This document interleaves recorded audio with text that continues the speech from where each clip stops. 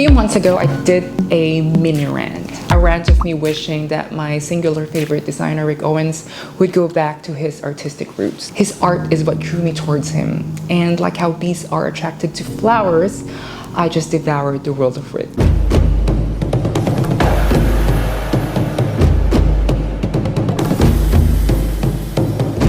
And for Porterville Fall Winter 2024, he gave us art. He delivered us a collection bigger than what we could have imagined. It's a collection birthed in tragedy, from the destructive genocide in Gaza, the unrelentless war, the massive killings. In 1940, our new home was finished and we were ready to move in.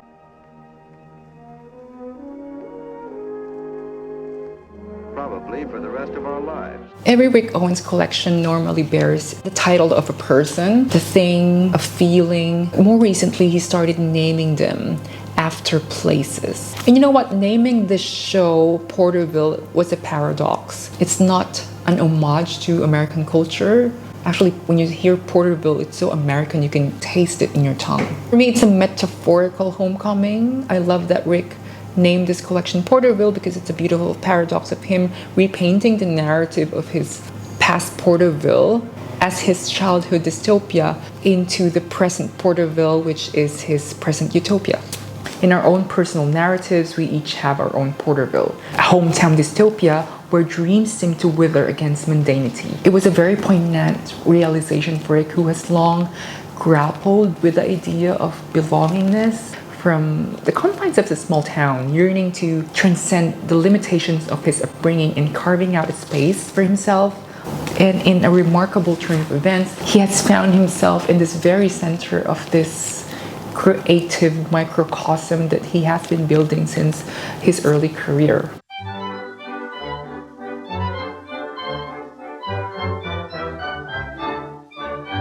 It's a very humbling departure from the grandness of a Rick show. From a rave rock concert, it has become a quiet Sunday brunch at his place in Paris. Rick was the only one who did that level of love and agape and celebration. Well, his mom also died recently, so him wanting to be in a very collective space with his chosen family makes sense. In times of darkness, there are often bursts of beauty. And indeed, there was a sense of claustrophobic collectiveness. It's a celebration, and there were balloons in the party. Lots of balloons. Rick is the king of paradox, right? The way he unintentionally excluded a bigger audience this season. However, this exclusivity, as people may call it, it centered Rick back into community and exchange, him gathering people that represents us. It created a very dialogic and reflective perspective that pierced alongside his audience. Whether we were watching it in our phones at home or whether we are exactly in that show, it didn't matter. It was a shared experience. History has taught us that fictional characters are birthed during the times of turmoil. Rick Owens himself has created his heroes during these times. And in the spirit of resistance, 2 modern-day activists and heroes were included in the roster. Steven of Fecal Matter and performance artist Jenna Marvin. If others see them as, spawns of satans and clowns, Rick sees them as heroes. Symbolically, Steven and Jenna's struggles from oppression mirrors the Porterville experience of Rick. Starting with the elephant in the room, let's begin with the bulldozer looks in this collection. Rick Owens has ingeniously transformed his previous donut garland drape pieces into wearable pieces of mass destruction. You may say, hey, aren't those pieces just the same pieces from last season's, but bigger? You are right.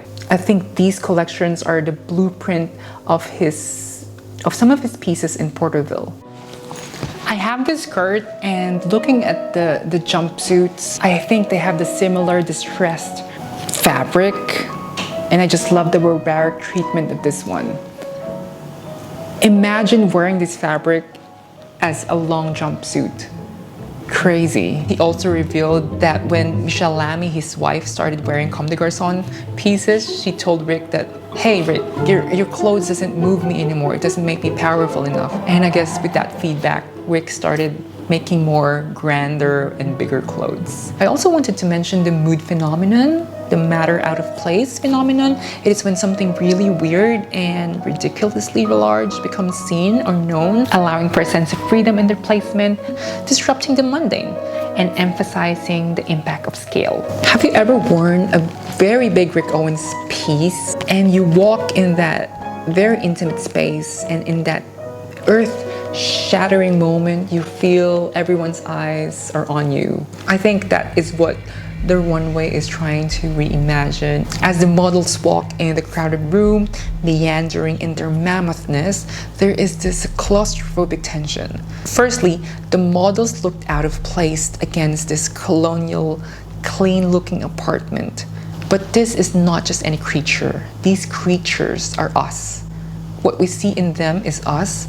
It is a self-portrait of us dressing up in our crazy outfits in our home where we feel safe. The overblowing magnitude of his pieces over time is like a mirror to his lifelong growing frustration to bigotry, to racism, to indifference, to oppression. From small lumps 20 years ago, it has become to this cancer-like tumor, this deviance of the body, its shapes and its limits. This avant-garde, alien-like abstracted clothing signifies Owens' endeavor to dehumanize his creations, his clothes, distancing them from the physicality and the flaws of human being that he hates. Owens challenges the notion of what it means to be human and inhuman. Everything a designer does is a self-portrait. Everything is a diary, from his composition to his technique to his execution. Rick talked about strength in his collection like a fitness instructor. He also subliminally highlights the perfection of body musculature through his puffer coats and jackets. These puffers are not puffer jackets. These are wearable muscles. Rectoid abdominis made of recycled nylon. I think this cosplay fitness is his version of adornment. Conceptual puffers are a growing permanent piece in his collection, and each season he's giving us a chance to go higher, wider, and wilder. So architectural, I'm not even sure what these jackets are meant to protect you from. Framing the head and the neck has long been a signature design element from Rick Owens' aesthetic vocabulary. I'm actually lucky to have this. This is like level 1 version of what we see now on Porterville. As you can see, my face is partially obscured. In a way, it helps shield myself when I want to cancel the staring people. The same way you wear your headphones when you want to cancel the noise, or you wear your hoodies when you want to hide. Revealing the seedy underbelly of hyper-masculine sexuality, a lot of the looks have a kinky workwear DNA. For this collection, he works with masculine archetypes and queers them and camps them. Hence, the jackets and vests have this galvanized, wet, rubbery texture. There's also an oversized piercing, which I think is a symbol of a goth rebel's uniform with sigmatophilia. It reminds me of Margella's oversized locks and Yoji's oversized safety pins. And with this collaboration, I love this championing of the underground. These uniforms and codes and topics that people don't want to be confronted in the daylight, well, Rick is celebrating it, no holds barred. Just for the record, these artists that Rick is collaborating for his Porterville collection are the real deal. You know, Rick Owens has always favored the people who are like himself. These are struggling artists and activists. I love that these artists represents us. Zippers are not just decorations, but functional enough to transform his pieces.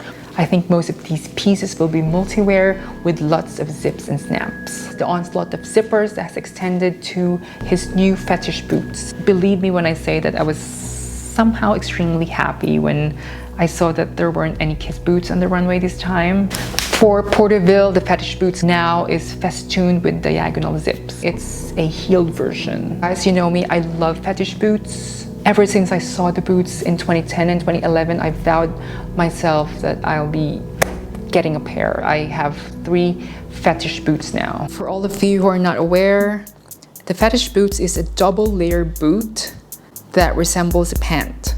It's a trickery and trompe l'oeil, and in 2023, the boot pants were on trend as a response to this stratospheric rise in subversive fashion. And this is the new version of his fetish boots named cargo boots with a pocket.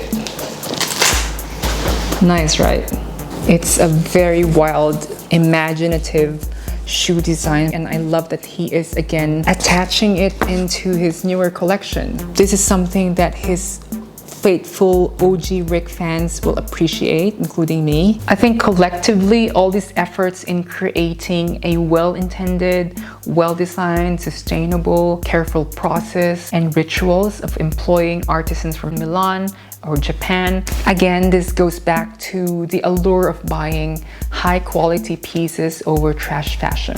When Rick mentioned that his collection is in response to the most disappointing human behavior, for me, I think he's also cheekily referring to people who still supports fast fashion. Rick talked about his pieces being treated with layers of wax and foil, pressed, washed, tumbled to create that cracked and peeled mega crust look. I think this probably has the same treatment because this one here, it's coated with aluminium foil. And the texture on this one is just insane. After several seasons of Titan-like flared pants, there were no big pants because the shoes take center stage. And that is something relatable to me because I love my long boots. I love my thigh-high boots.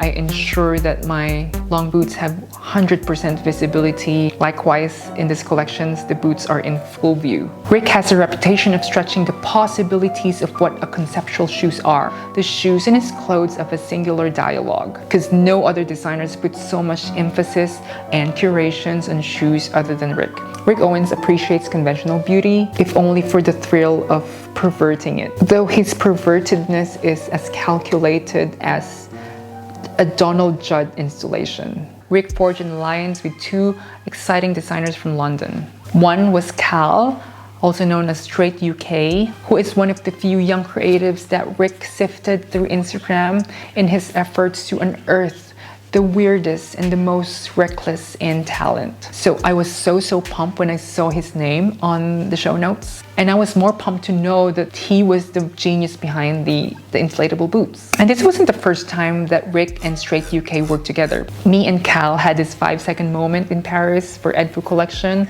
And at the time, I didn't know he was Straight UK. I just approached him because I thought his outfit was cool. And for the inflatable boots, many people will see this as a gimmick, a question of virality versus vitality, a runway stunt.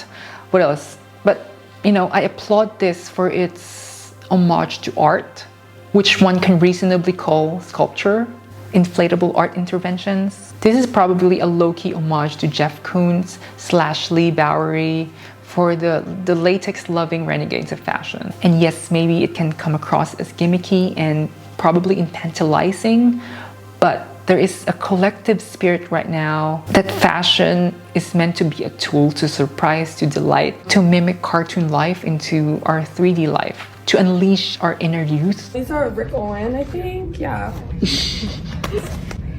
I don't know where it's coming out. I'm not deaf by inflatable shoe. Oh my gosh.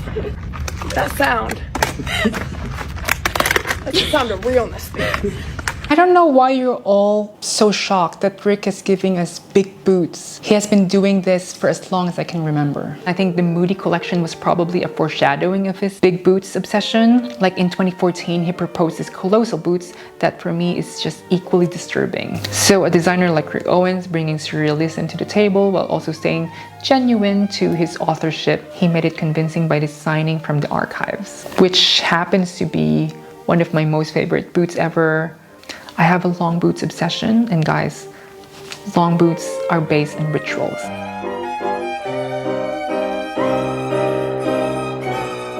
It's a commitment. First, there is a struggle of putting it on since it's latex. Secondly, the hilarious way of inflating it through a spout, the same way you blow up inflatables. And another genius collaborator for this collection was Leo Prothman from London.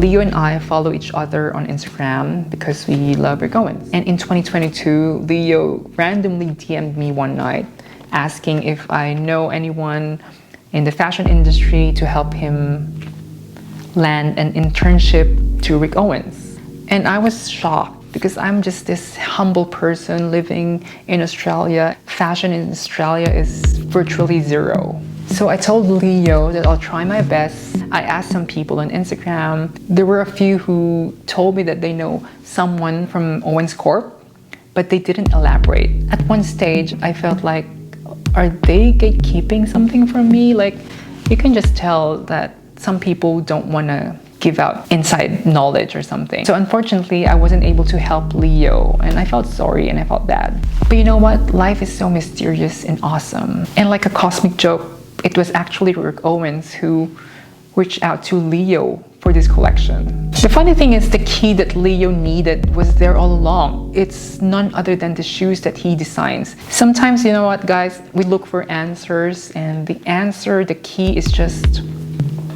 right in front of us. Anyway, Leo Prothman's retelling of the Kiss boots was the replacement for the Kiss heels this season. The design is industrial, raw. It is also a departure from the manufactured perfected Kiss boots that we have seen progressed over the years. Leo Prothman's boots is a rockstar stream shoe. It added a magical touch for the show and created a good headline for the Kiss boots loving fans. These individual pieces by separate artists seem alien until you connect them all together. Wrapping up, all I can say that this collection is probably the most collaborative collection in Paris. Collaborations made with real people. People like me, people like you who yearns for that utopia. A utopia of collective nonconformity that will exile us from our very own Porterville. Thank you again for watching, guys, and I hope you enjoyed this video. I'll see you on my next one. Ciao and stay safe.